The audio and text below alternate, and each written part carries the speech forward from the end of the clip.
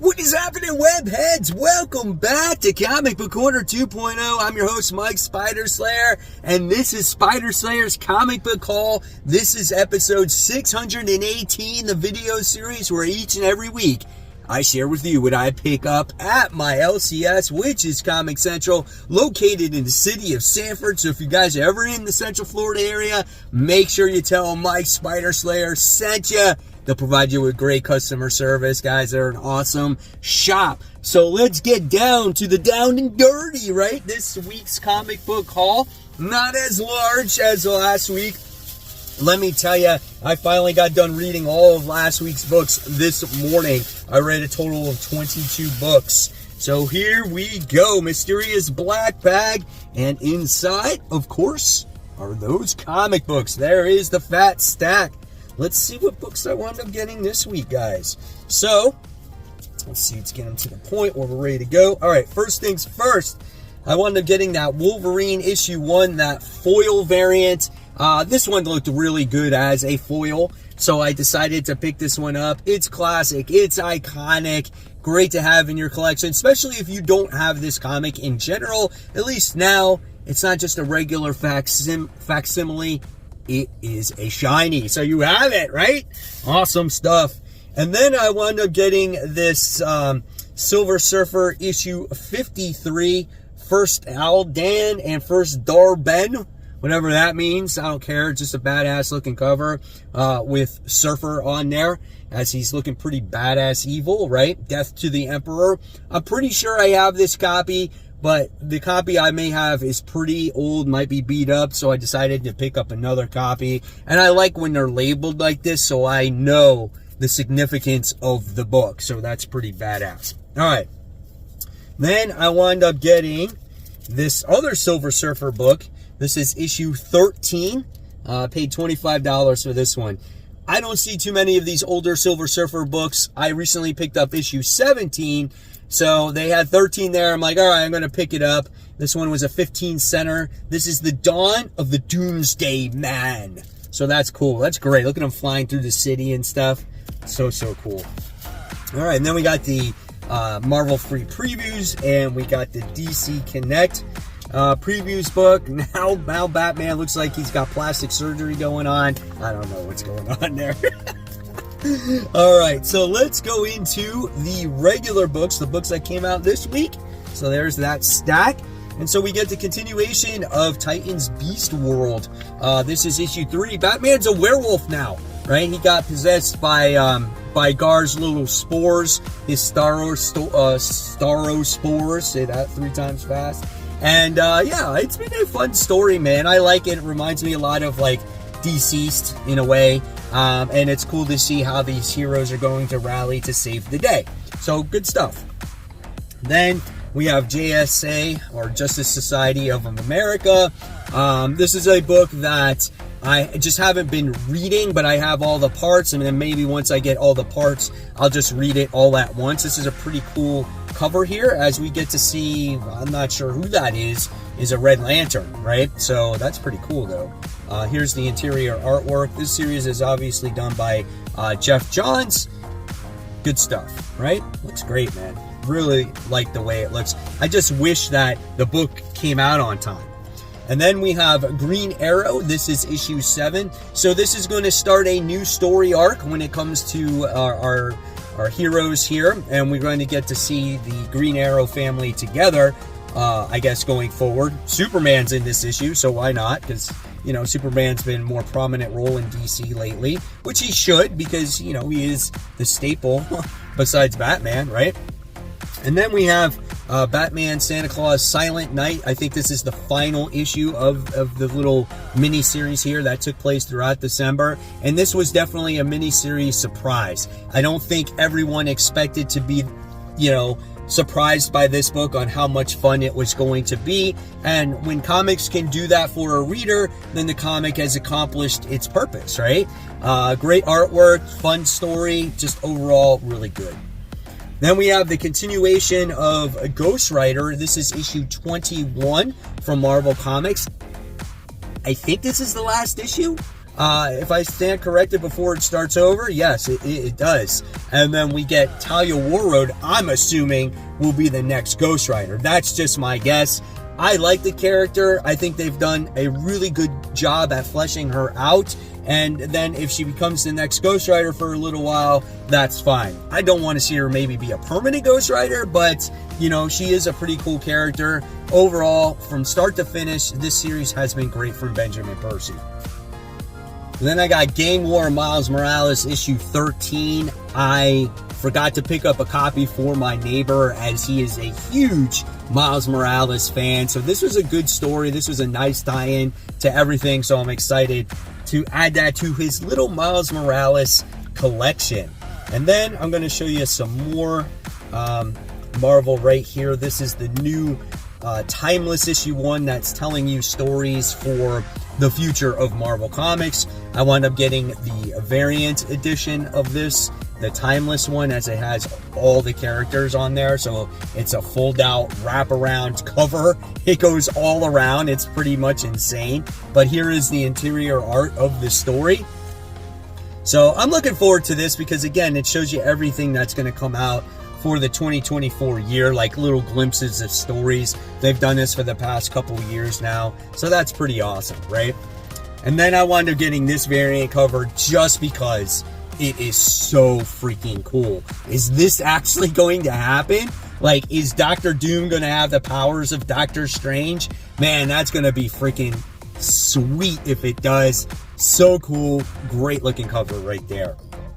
All right. And then we wound up getting a couple of, I'm just drawing a blank. Then we got a couple of independent comics there. Must be my oldness kicking in, if you guys saw my haul video for Christmas. So we got World Tree, issue 6. So this is a new jumping on point, or maybe the beginning of a new story arc. It's been a few months since this book came out, but I am really looking forward to seeing how this whole story continues, man. This is really great stuff. Fun story. This is intense. So I am so excited for this. And then I'm willing to check out the second issue of The Holy Roller. This is from Andy Samberg and Rick Remender. The first issue was pretty interesting, as this kid was bullied when he was younger. He went off to do like save the world type of stuff. He's all about the environment, and then all of a sudden, you know, his dad is dying of cancer. He had to go back to his hometown, and it's changed a lot. And that bully is back to kick his ass once again because he made his way back into town. And he's become this, like, superhero with a bowling ball. It's pretty weird, man. I'm not gonna lie, but I'm interested to see the second issue. All right, guys, so before we continue forward, I just want to give a quick shout out to my Facebook group members out there. I just want to say thank you for supporting the group, the channel, and everything else. And if you guys want to become a group member of my Facebook group, just go ahead onto Facebook, search Comic Book Corner 2.0 Webhead Unite, just answer a few questions followed by the rules, and I will approve you and you'll be part of this wonderful community. So hopefully you guys will check it out. All right, next going on, we have more independents. We have Dracula. This is issue 3, done by James Tynion. Pretty good book, man. Artwork in here is totally insane. Like, look at that. It's like this watercolored stuff. It's the same artist that did Department of Truth. It's like eerie, gory. It reminds you of an old school like horror movie with Dracula in there. It's just way out there. All right, then it looks like we got some more Marvel stuff. Man, most of this stuff is Marvel stuff. So, all right, so here we go. We got Spider-Woman, issue 2. So issue 1 was pretty good as it dives between both Gang War and what's going on with Jessica Drew. So I liked it. Curious to see where it's going to go and how it's going to continue once the event is over when it comes to Gang War, right? So looking forward to that one. Then I got this beautiful David Nakayama variant. This is cool, as we have Jessica Drew I don't know, I guess she's not affected by cold and she can take off her snowsuit and just look sexy like that, right? She's showing off her cool little snowboard, over exaggerated hair. That's a nice cover though, man. It's pretty badass. So I was excited to have that one, right? Then we dive into the book where, you know, I so want to love this book. I so want to like it because I am a Jennifer Walters fan, but it's so bad in many levels. It's like one of those ones where I love the character and I want to find out what's happening with her, right? And it's just like I don't want to fall behind, even though it's not that great. But you can't pass up the gorgeous cover. So I don't know, that's cheap. And then we have Predator vs. Wolverine. This is issue 4. I think this is the end of the series. If I'm wrong, just let me know in the comments below. But I think this could be the last one. This series has been mid. It started off not so great. Second issue was really good. Last issue was okay. So we're going to see how this one finishes off. Let me know in the comments below what you guys think of Predator vs. Wolverine. Then we have the continuation of Phantom Road. This is issue 7.